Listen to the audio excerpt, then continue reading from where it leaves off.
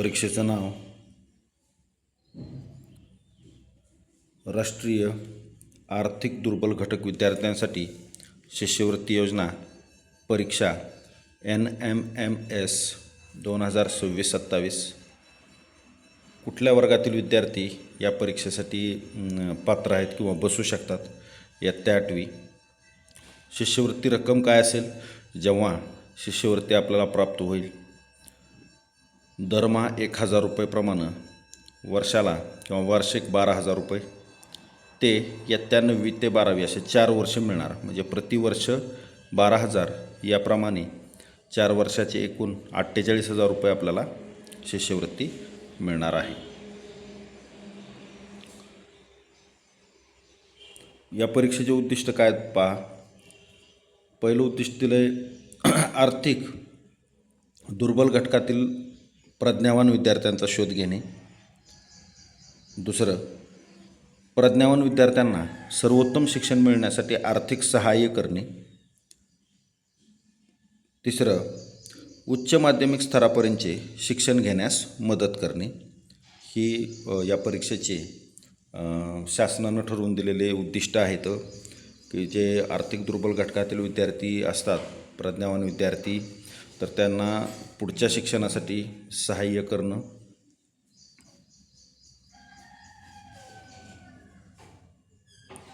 आता यासाठी पात्रता निकष काय आहेत पाहू. पहिला पात्रता निकष शाळांच्या बाबतीत असेल तर शाळा म्हणजे कुठली शाळा याच्यासाठी पात्र आहे.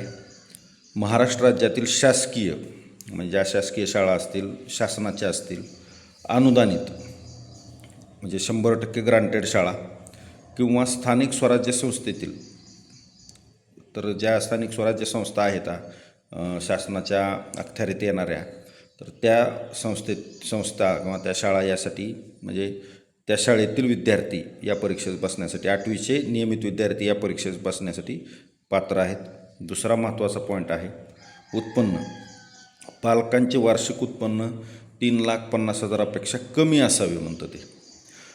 तर उत्पन्नासाठी आपल्याला पुरावा म्हणून काय ग्राह्य धरलं जातं, तर तहसीलदार यांचा उत्पन्नाचा दाखला हा आपल्या म्हणजे पुरावा म्हणून ग्राह्य धरला जाईल. आणि हा सर्वात महत्त्वाचा एक आपल्यासाठी लागणारं कागद आहे किंवा महत्त्वाचा पुरावा आहे असं म्हणू आपण उत्पन्न.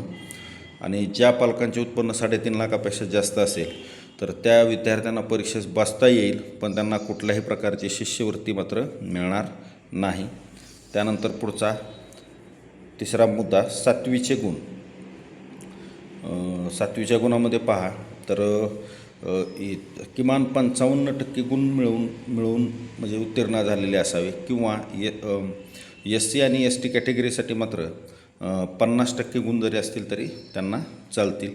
SC आणि ST कॅटेगरी वगळून जे इतर असणार आहेत OBC, जनरल, NT, तर त्या सगळ्यांसाठी मात्र 55% गुण किमान म्हणजे कमीत कमी असावे. कुठल्या वर्षात? इयत्ता 7वीच्या म्हणजे गेल्या वर्षी त्यांना 7वीच्या वर्गात असताना त्यांना रिझल्टमध्ये 55%पेक्षा जास्त गुण असणं अनिवार्य आहे. आणि SC व ST संवर्गातील विद्यार्थ्यांसाठी मात्र 50% गुण असणं अनिवार्य आहे. पुढचा मुद्दा पाहूया.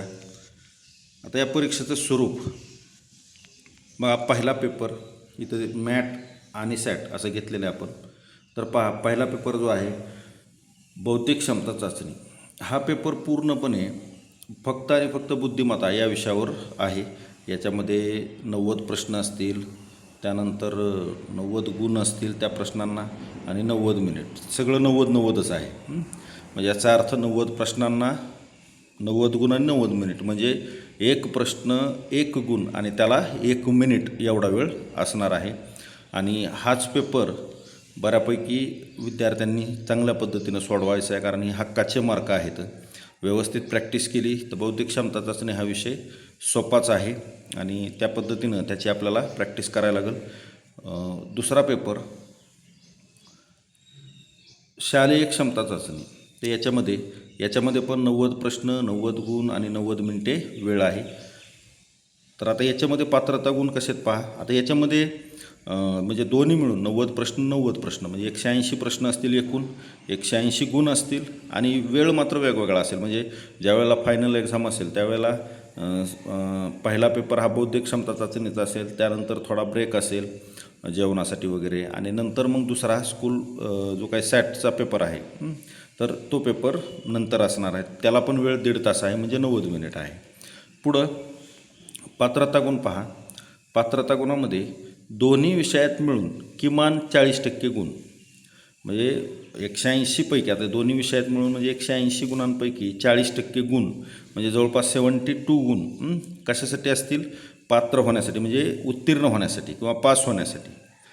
म्हणजे तुम्हाला 72 गुण मिळाले तर तुम्ही शिष्यवृत्तीसाठी पात्र आहेत असा अर्थ होणार नाही.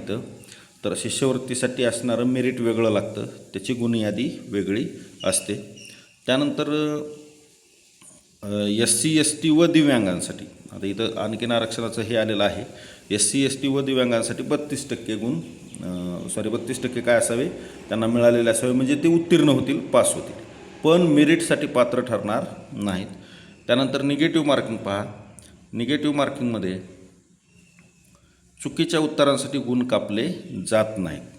आता चुकीच्या उत्तरांसाठी गुण कापले जात नाहीत म्हणजे ज्या MPSCच्या काही परीक्षा अशा आहेत का की त्याच्यामध्ये जर उत्तर तुम्ही सोडवलं आहे पण ते चुकलं आहे, तर तुम्हाला मिळालेल्या जे काही मिळालेला गुण आहे किंवा तुमचं बरोबर जे उत्तर आलेलं आहे त्यातले पण मार्क कमी केले जातात. म्हणजे जर 3 प्रश्न चुकले तुमचे सोडवताना तर मिळालेल्यापैकी 1 गुण कमी केला जातो. अशा पद्धतीचं निगेटिव्ह मार्किंगचं असतं. तसं आपल्या परीक्षेला नाही आहे. म्हणून आपण शक्यतो जास्तीत जास्त सगळ्याला सगळे प्रश्न सोडवणं अनिवार्य आहे. म्हणजे पहिल्या पेपरचे 90 प्रश्न सोडवणं आवश्यक आहे, दुसऱ्या पेपरचे 90 प्रश्न सोडवणं आवश्यक आहे. पुढचा मुद्दा पाहूया. आता सॅट विषयाची विभागणी दिलेली आहे बघा, 90 गुण आहेत तिथं. तर सॅट विषयामध्ये बघा, सामान्य विज्ञान, आता याची विभागणी आहे. बुद्धिमत्तेचं किंवा पहिला जो पेपर आहे त्याच्यामध्ये केवळ एकच विषय असणार आहे बुद्धिमत्ता, त्यामुळे त्याची वेगळी अशी विभागणी नाही. पण दुसऱ्या पेपरमध्ये मात्र आपल्याला विभागणी केलेली आहे. सामान्य विज्ञान, भौतिकशास्त्र त्यातले 11 प्रश्न असतील, रसायनशास्त्राचे 11 असतील, जीवशास्त्राचे 13 असतील. त्यानंतर समाजशास्त्र म्हणजेच आता काय काय असणार त्यात, इतिहास 15 प्रश्न असतील, नागरिकशास्त्र 5 प्रश्न असतील, भूगोल 15 प्रश्न असतील. आणि त्यानंतर गणित, तर त्याला 20 गुण असतील, म्हणजेच 20 प्रश्न त्याचे असणार आहेत. हे गुण दिलेले आहेत आणि प्रत्येक गुणाला 1 मार्क आहे, त्यामुळं आपण त्या पद्धतीनं पाहू. 20 गुण म्हणजेच गणिताला 20 प्रश्न असणार आहेत. अभ्यासक्रमात पाहता, अभ्यासक्रम इयत्ता 7वी व 8वीच्या अभ्यासक्रमावर आधारित असेल असं म्हणतं ते.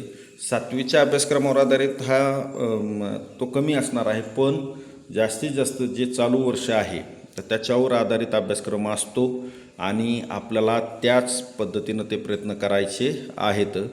तर बुद्धिमत्ता हा विषय आपण जास्तीत जास्त लवकर सोडवण्याचा प्रयत्न करायचा, प्रॅक्टिस करायची त्याची. आणि जे काय राहिलेलं असेल म्हणजे आता शालेय क्षमता चाचणीचा जो असेल, विज्ञान असेल, समाजशास्त्र असेल किंवा गणित असेल, तर यांच्यावर पण आपण काय करायचं आहे, मोठ्या प्रमाणावर फोकस करायचं आहे. आता महत्त्वाच्या सूचना याच्यामध्ये काय काय आहेत पहा. पहिलं, उत्तर देण्याची पद्धती. OMR उत्तरपत्रिका निळ्या किंवा काळ्या बॉलपेनने वर्तुळ रंगवणे. OMR पद्धतीच्या ज्या काही ह्या असतील उत्तरपत्रिका, त्याच्यामध्ये निळ्या किंवा शक्यतो आपण काळ्या बॉलपेनचाच वापर करायचा, शक्यतो नसेल तर निळ्या पण चालणारच आहे. तर बॉलपेनने वर्तुळ रंगवणे, म्हणजे 4 हे दिलेले असतील प्रश्न जो दिलेला आहे त्याच्या पुढे 4 वर्तुळ असतील. त्यापैकी प्रश्न वाचल्यानंतर जे 4 वर्तुळ आहेत म्हणजे पर्याय आहेत 4, त्यापैकी कुठला पर्याय बरोबर आहे तर ते आपल्याला तिथं वर्तुळ रंगवून काय करावं लागणार आहे, नोंदवावं लागणार आहे. प्रवेशपत्र जे आपल्याला मिळेल तर परीक्षेपूर्वी 10 दिवस अगोदर काय होईल, ते आपल्या शाळेच्या लॉगिनवर उपलब्ध होईल. निकाल फेब्रुवारी 2027च्या पुढे निकाल जाहीर होईल. त्यानंतर चौथा मुद्दा, डिजिटल प्रमाणपत्र 2025-26 पासून गुणपत्रक व प्रमाणपत्र डिजिटल स्वरूपात शाळेकडे मिळेल. तर या वर्षी ते नव्यानं सुरुवात केलेली आहे. ठीक आहे बाळांनो, तुम्हाला सर्वांना लक्षातच आलेलं आहे की या परीक्षेचं स्वरूप, याच्यामध्ये विषयाची विभागणी केलेली कशी आहे आणि आपल्याला अभ्यास कसा करावा लागेल. तर अभ्यासाला जास्तीत जास्त लवकरात लवकर सुरुवात करावीच लागेल, कारण डिसेंबर महिन्यातच परीक्षा असणार आहेत आणि त्या परीक्षा आपल्या सगळ्यांसाठी महत्त्वाच्या आहेत आणि तुम्ही सर्वजण नक्कीच या तयारीला लागा. धन्यवाद.